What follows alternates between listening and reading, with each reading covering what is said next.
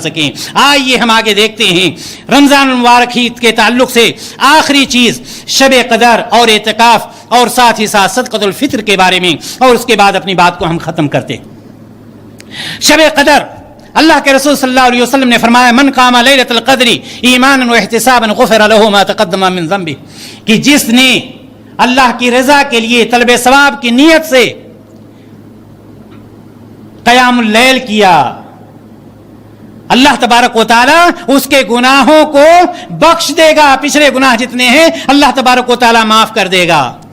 سوال یہ ہے کہ یہ شب قدر ہے کب، جس کی اتنی فضیلت ہے؟ اللہ تبارک و تعالیٰ فرماتا ہے انا انزلناہ فی لیلۃ القدر وما ادراک ما لیلۃ القدر لیلۃ القدر خیر من الف شہر۔ کتنا فائدہ ہے اس کا؟ اللہ تعالیٰ نے فرمایا کہ 1000 مہینوں کی عبادت سے کہیں زیادہ بہتر، یہ نہیں کہ 1000 مہینوں کی طرح سے، 1000 مہینوں کی عبادت سے کہیں زیادہ بہتر۔ کتنے سال ہو گئے؟ 83 سال 4 ماہ کی عبادت۔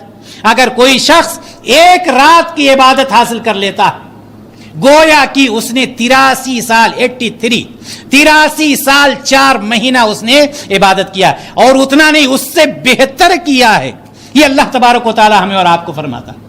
لہذا ہمیں اور آپ کو چاہیے کہ ہم اس رات کو تلاش کریں۔ ہے کہاں وہ رات؟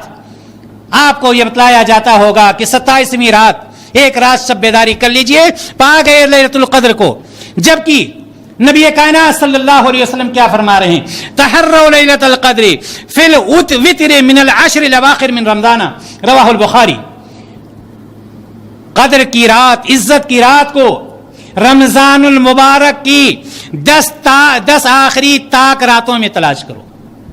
رمضان المبارک کی آخری عشرہ کی 10 طاق راتوں میں، طاق راتیں کون سی ہوتی ہیں؟ 21، 23، 25، 27 اور 29، یہ طاق راتیں ہوتی ہیں۔ نبی کریم صلی اللہ علیہ وسلم نے فرمایا کہ تلاشو، آپ صلی اللہ علیہ وسلم فرماتے ہیں تلاشو۔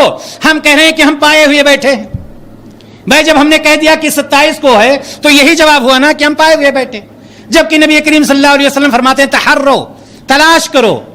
اسی طرح سے آپ یہ بھی جان لیجئے کہ یہ شب بیداری کرنا یہ کمال کی بات نہیں۔ آپ دیکھیں گے دیہاتوں میں، شہروں میں اپنے یہاں، کہ کچھ نوجوان جو اپنے آپ کو نوجوان سمجھتے ہیں، اس رات میں بہت ہی شوق سے بریانی بنانا، یہ کرنا، وہ پوری رات وہ ہنگامہ کیے رہیں گے، نہ خود سوئیں گے، نہ سوئے دیں گے، نہ عبادت کریں گے، نہ عبادت کرنے دیں گے۔ وہ سمجھتے ہیں رات کا جاگ لینا یہی شب قدر کو حاصل کرنا۔ یاد رکھنا، جاگنا کمال نہیں ہے، یہ وقوف عرفہ نہیں ہے کہ عرفہ میں جا کر کے اپنے آپ کو حاضر کر دو، وہ عرفہ کا حق ادا ہو جائے گا۔ اس رات میں جو جتنی عبادت کرے گا، اس رات میں جو جتنی عبادت کرے گا اس سے فائدہ اٹھائے گا۔ نبی کریم صلی اللہ علیہ وسلم کے بارے میں عائشہ رضی اللہ تعالی عنہا فرماتی اذا دخل العشر شد معذره واحيا ليله وايقظ اهله، متفق علیہ۔ جب آخری عشرہ داخل ہوتا تھا، تیسرا آخری عشرہ، تو نبی کریم صلی اللہ علیہ وسلم کمر بستہ ہو جاتے تھے، اور کچھ علماء نے اس کے لیے بتلایا ہے کہ اپنی لنگوٹی کو کس لیتے تھے، یعنی اپنی بیویوں سے الگ ہو جاتے تھے، یعنی زیادہ سے زیادہ عبادت کرنے کے لیے، تاکہ زیادہ سے زیادہ عبادت کریں۔ شد معذرہ واحیا لیلہ، اور پوری رات بیدار، رات کو زندہ کرتے تھے، یعنی پوری رات بیدار رہتے تھے۔ اور کیا ہمارے اور آپ کی طرح سے اگر ہم قرآن پڑھنے بیٹھ گئے، دروازہ بند کر دیا، خاموشی سے پڑھ رہے ہیں، بیٹے کی نیند خراب نہ ہو جائے، بیٹی کی نیند خراب نہ ہو جائے، بہو کی نیند خراب نہ ہو جائے، نہیں، وَأَيْقَظَ أَهْلَهُ، اپنے گھر والوں کو بھی جگاتے تھے۔ یہاں تک کی روایت میں آتا ہے کہ آپ صلی اللہ علیہ وسلم علی رضی اللہ تعالیٰ عنہ کے گھر جاتے، دروازہ کھٹکھٹاتے، فاطمہ، اٹھو، تم لوگ نماز نہیں پڑھو گے، تم لوگ عبادت نہیں کرو گے۔ نبی کریم صلی اللہ علیہ وسلم کا طریقہ یہ رہا۔ کون سی رات؟ وہ رات جس کی عبادت 1000 مہینوں کی عبادت سے کہیں زیادہ بہتر۔ عائشہ رضی اللہ تعالی عنہا پوچھتی ہیں، اے اللہ کے رسول صلی اللہ علیہ وسلم، اگر میں شب قدر کو پا لوں تو میں کیا پڑھوں؟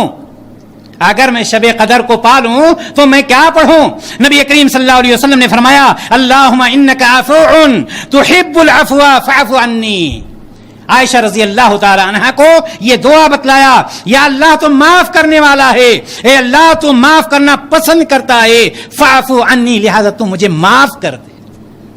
سنت پڑھیے، قرآن کی تلاوت کیجئے، ذکر و اذکار کیجئے، یہ دعا پڑھیے، دیگر دعائیں پڑھیے. یہ نہیں کہ چائے بنایا، سموسے لائے، یہ ہوا، ادھر گپ ادھر شپ، یہ ساری چیزیں نہیں. جتنی عبادت کی جائے اتنی ہی اس رات میں کم ہے، چونکہ ایک ہی رات ہوتی ہے. لہذا ہمیں اور آپ کو یہ چاہیے کہ ہم اس رات کو تلاش کرنے کی کوشش کریں. طاق راتوں میں 21، 23، 25، 27 اور 29 میں. اسی طرح سے آئیے اعتکاف کے بارے میں بھی ہم تھوڑی معلومات لے لیتے ہیں. عائشہ رضی اللہ تعالی عنہا بیان کرتی ہیں کہ نبی کریم صلی اللہ علیہ وسلم آخری عشرہ کا اعتکاف کرتے تھے، یہاں تک کہ آپ اللہ تعالیٰ کو پیارے ہو گئے. اور اسی طرح سے ابو ہریرہ رضی اللہ تعالیٰ عنہ کی بھی روایت آتی ہے کہ نبی کریم صلی اللہ علیہ وسلم آخری عشرہ میں اعتکاف کرتے تھے، لیکن وہ سال جس سال آپ کی وفات ہوئی ہے 20 رمضان سے آپ نے اعتکاف فرمایا تھا. 20 رمضان سے اعتکاف فرمایا تھا. اعتکاف کرنے والا، اعتکاف میں بیٹھنے والا 20 روزہ جب مکمل ہو جائے وہ مغرب کے بعد اعتکاف کی جگہ پر چلا جائے اور وہیں پر وہ رہے گا. وہ نہ مسجد سے باہر اگر ضروری کام ہے تب بھی نکل سکتا ہے، لیکن مریض کی عیادت کے لیے، نماز جنازہ میں، کسی کی ضیافت میں، ان ساری چیزوں میں وہ نہیں جا سکتا ہے. اگر کھانے پینے کا انتظام نہیں ہے، کوئی کھانا پہنچانے والا نہیں ہے، نہانا ہے، دھونا ہے، ایسی صورت میں وہاں سے وہ نکل سکتا ہے، ورنہ اس کو وہیں پر بیٹھے رہنا چاہیے. ایک دوسری روایت بھی آتی ہے عائشہ رضی اللہ تعالی عنہا سے غالباً کہ نبی کریم صلی اللہ علیہ وسلم 21ویں رات کی فجر میں اعتکاف کی جگہ پر جاتے تھے. علماء نے اس پر اتفاق کیا ہے کہ اس کا مطلب یہ ہے کہ نبی کریم صلی اللہ علیہ وسلم 20 کا روزہ ختم ہونے کے بعد مسجد میں داخل ہو جاتے تھے، لیکن فجر کی نماز پڑھ کر مسجد سے نکلتے نہیں تھے. فجر کی نماز پڑھ کر کے اعتکاف کی جگہ پر جاتے تھے. لہذا وہ شخص مسجد میں اگر داخل ہو گیا ہے تو گویا کہ اس حدیث پر بھی عمل ہو جائے گا، لیکن 20 کا روزہ مکمل کرنے کے بعد اس کو وہاں پر پہنچ جانا چاہیے. آخری چیز صدقہ فطر. صدقہ فطر کیا چیز ہے؟ ایک ہے زکوٰۃ. جو شخص صاحب نصاب ہو جاتا ہے اس کے اوپر زکوٰۃ واجب ہے. اسی طرح سے صدقہ فطر بھی ہے. یہ وہ صدقہ ہے جسے رمضان کے روزوں کی تکمیل کے بعد مسلمانوں پر فرض کیا گیا ہے. رمضان کے روزوں کی تکمیل کے بعد مسلمانوں پر یہ فرض کیا گیا. اس کی فرضیت پر علماء اسلام میں تقریباً سب کے سب متفق ہیں، اور اس کے لیے صاحب نصاب ہونا ضروری نہیں. چاہے وہ امیر ہو، چاہے غریب ہو، چاہے غلام ہو، چاہے آزاد ہو، چھوٹا ہو، بڑا ہو، مرد ہو، عورت ہو، ہر ایک کے اوپر یہ فرض ہے. ہر ایک کے اوپر یہ فرض ہے. اس کی مقدار کیا ہے؟ 1 سا. صدقہ فطر کی مقدار کیا ہے؟ 1 سا، یعنی 3.25 سیر یا 2.5 کلو. 3.25 سیر یا 2.5 کلو اس کی مقدار ہے. لیکن یہاں پر سوال یہ ہے کہ کس چیز میں، کیا قیمت کوئی دے سکتا ہے یا نہیں دے سکتا ہے، یا غلہ ہی نکالنا ہوگا؟ جس طرح سے نبی کریم صلی اللہ علیہ وسلم کے زمانے میں کھانے پینے کی چیز، کھجور، منقہ، کشمش، یہ ساری چیزیں نکالی جاتی تھیں. یاد رکھیں گے کسی بھی حدیث سے صدقۃ الفطر، کسی بھی حدیث سے صدقۃ الفطر قیمت نکالنا ثابت نہیں ہے. آپ آج کل دیہاتوں میں دیکھیں گے بہت سارے لوگ نقد نکال دیا کرتے ہیں اس بنا پر کہ ان کو جانکاری نہیں ہوتی. لہذا ہم اور آپ پہنچائیں ان تک یہ پیغام پہنچائیں کہ وہ چیز نکالنی ہے جو نبی کریم صلی اللہ علیہ وسلم کے زمانے میں نکالی جاتی تھی. امام ابو داؤد نے امام احمد بن حنبل رحمہ اللہ سے پوچھا کہ کیا صدقہ فطر میں نقد دیا جا سکتا ہے؟ تو امام احمد بن حنبل نے فرمایا کہ مجھے خوف ہے کہ سنت کے خلاف ہونے کی وجہ سے صدقہ فطر کی قیمت مقبول نہیں ہوگی، چونکہ نبی کریم صلی اللہ علیہ وسلم کے زمانے میں قیمت ادا نہیں کی گئی۔ اسی طرح سے مشہور محدث علامہ عبید اللہ مبارک پوری رحمہ اللہ فرماتے ہیں کہ میرے نزدیک ترجیح اس بات کی ہے کہ صدقے فطر کی قیمت نہیں ادا کی جائے گی، بلکہ کھانے پینے کی چیزیں نکالی جائیں گی۔ لہذا ہمیں اور آپ کو اس بات کا خیال رکھنا چاہیے کہ ہم صدقے فطر قیمت کی شکل میں نہ نکالیں۔ قیمت کی شکل کیا ہو سکتی ہے؟ اگر کوئی شخص وکیل بن گیا، جیسے 10 آدمی موجود ہیں، ایک شخص اس میں وکیل ہو جاتا ہے کہ 20 ریال مثال کے طور پر نکالنا ہے، 9 لوگوں کا پیسہ جمع کر لیا اور جا کر کے وہ غلہ خریدتا ہے اور خریدنے کے بعد غربا مساکین میں اس کو تقسیم کر دیتا ہے، تو یہ صدقے فطر آپ نے قیمت گویا کہ نہیں نکالا ہے، بلکہ کسی کو وکیل بنایا ہے۔ لہذا اگر ایسا ہے تو کسی کو وکیل بنا کر کے آپ دے سکتے ہیں۔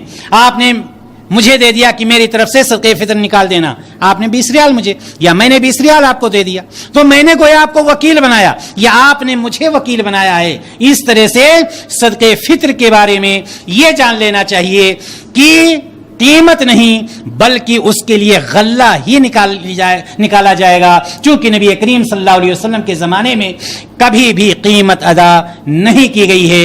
اسی پر میں اپنی بات کو اس دعا کے ساتھ ختم کرتا ہوں کہ اللہ تبارک و تعالی ہم سب کو رمضان المبارک کے مہینے سے زیادہ فائدہ اٹھانے کی توفیق عطا فرمائے، ہمیں اپنے گناہوں کو بخشوانے کی، اپنے آپ کو اللہ تعالیٰ سے راضی کرنے کی توفیق عطا فرمائے، ہمارے اندر وہ جذبہ پیدا کر دے، ہمارے اندر وہ طاقت اور قوت پیدا کر دے، ہمیں شیطان کے وسوسے سے محفوظ رکھے کہ ہم اس مہینے میں زیادہ سے زیادہ عبادت کر کے اپنے آپ کو گناہوں سے پاک و صاف کر لیں، اپنے آپ کو جنت کے راستے پر لے آئیں، اپنے آپ کو جہنم کے راستے سے دور کر لیں۔ وآخر دعوانا الحمد للہ رب العالمین۔